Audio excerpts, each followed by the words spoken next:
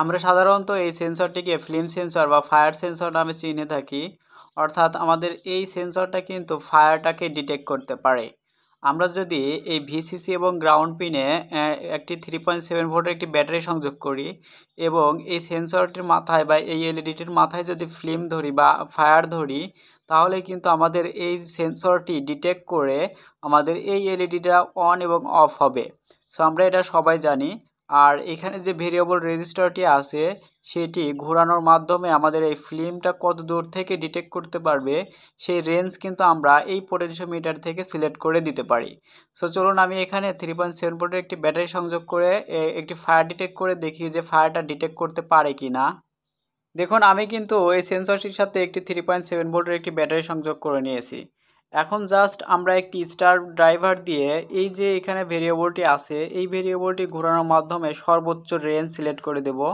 Range select করার জন্য আমাদের এই ভেরিয়েবলটি ডানে এবং বামে ঘুরিয়ে দেখতে হবে যে কোথায় গিয়ে এলইডিটি জ্বলে ওঠে অটোমেটিক।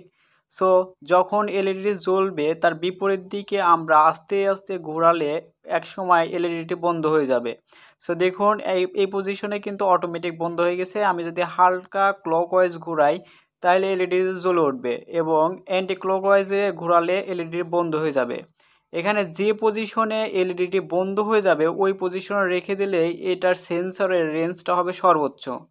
দেখুন এখন যদি আমি মেজ লাইটটি এখানে ধরি তাহলে এই দ্বিতীয় যে এলইডিটি আছে সেটি কিন্তু অটোমেটিক জ্বলে উঠছে। আপনারা বুঝতে পারছেন কিনা জানি না। সো আমি এই এলইডিটি বন্ধ করে রাখছি, দেখুন এলইডি কিন্তু জ্বলছে। এর মানে হচ্ছে আমাদের ফায়ারটা ডিটেক্ট করতে পারতেছে। সো এখন আমরা বুঝলাম যে এই সেন্সরটি কিন্তু ফায়ার ডিটেক্ট করতে পারতেছে, কিন্তু আমরা এখন এই সেন্সরটাকে টেম্পারেচার ডিটেক্ট করাবো। অর্থাৎ টেম্পারেচার বেশি হলে যেন এই এলইডিটি জ্বলে ওঠে সেই সিস্টেমটি করব। যার জন্য আমাদের প্রথমে এখান থেকে যে সোল্ডারিং করা আছে এই এলইডিটি খুলে নিতে হবে।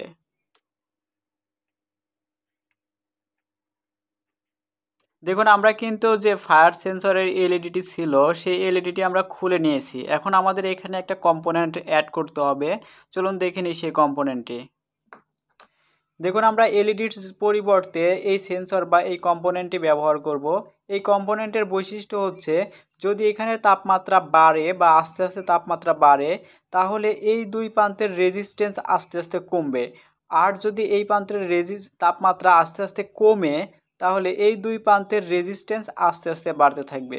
ফলে আমাদের এই সেন্সর বা এই সার্কিটটাও কিন্তু এই সেন্সরের সাথে কাজ করবে। তো জাস্ট আমরা এই দুইটি প্রান্ত এলইডি যেখানে যেখানে ছিল সেখানে সেখানে আমরা এভাবে সংযোগ করে নেব।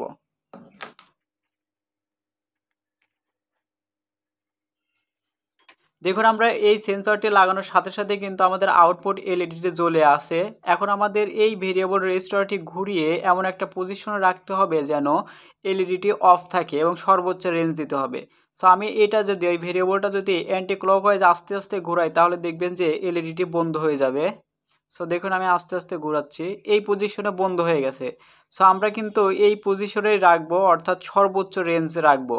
এখন এটার মাধ্যমে আমরা বলে দিতে পারবো যে এখানে কতটা টেম্পারেচার হলে আমাদের আউটপুটটা হাই হবে এবং কত নিচে টেম্পারেচার হলে পরে আউটপুটটা লো হবে। সো আমরা এই ভেরিয়েবল রেজিস্টারটির মাধ্যমে কিন্তু বলে দিতে পারবো। তো চলুন আমি জাস্ট এখানে একটা টেম্পারেচার হিট প্রডিউস করি, তাহলে দেখবো যে আমাদের আউটপুটটা অন অফ হয় নাকি, অর্থাৎ আউটপুটটা কন্ট্রোল হচ্ছে কিনা দেখতে পাবো আমরা। এখানে পাওয়ার এলইডিটি বেশি উজ্জ্বল হচ্ছে যার কারণে আমি একটি টেপ দিয়ে এই এলইডিটিকে বন্ধ করে রাখছি।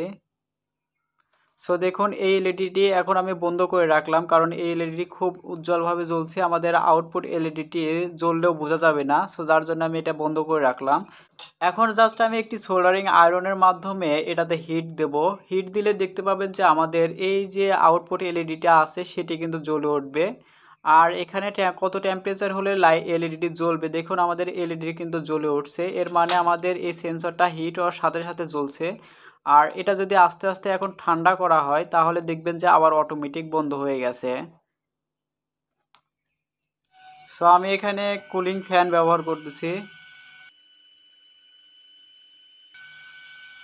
সো দেখতে পেলেন এখন কিন্তু অটোমেটিক আবার বন্ধ হয়ে গেছে এলইডিটি। আবার যদি আমি একটু হিট দেওয়ার চেষ্টা করি, সো দেখতে পেলেন অটোমেটিক বন্ধ হয়ে গেছে। আমি যদি আবার হিট দেওয়ার চেষ্টা করি তাহলে আবার দেখতে পাবেন যে এলইডিটি জ্বলে উঠবে খুব দ্রুতই।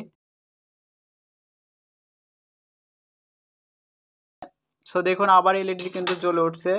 আমি যদি আবার আস্তে আস্তে কুলিং ফ্যানটি সামনে ধরে ঠান্ডা করার চেষ্টা করি তাহলে দেখবেন যে খুব দ্রুতই বন্ধ হয়ে যাবে এলইডিটি, অর্থাৎ আমাদের আউটপুটটি কিন্তু বন্ধ হয়ে যাবে।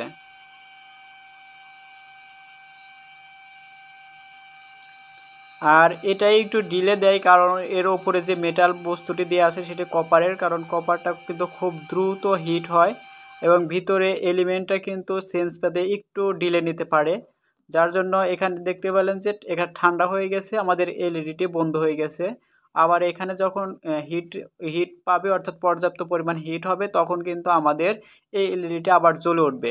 আর এখানে আমি বললাম যে এই রেজিস্ট্যান্সটা যত অ্যান্টি ক্লকওয়াইজে ঘুরায় রাখবেন তত এই সেন্সরটি বেশি হিট হলেই আউটপুটটা দেবে। আর যত কাছাকাছি অর্থাৎ রেঞ্জ যত বেশি বাড়াই দিবেন তত কিন্তু এটা হালকা হিটেই এলইডিটি জ্বলে উঠবে। সো এই ছিল আজকের ভিডিও। আশা করি বুঝতে পারছেন যে এই টেম্পারেচার সেন্সরটি অর্থাৎ এই মডিউলটির সাথে কিভাবে কাজ করাবেন।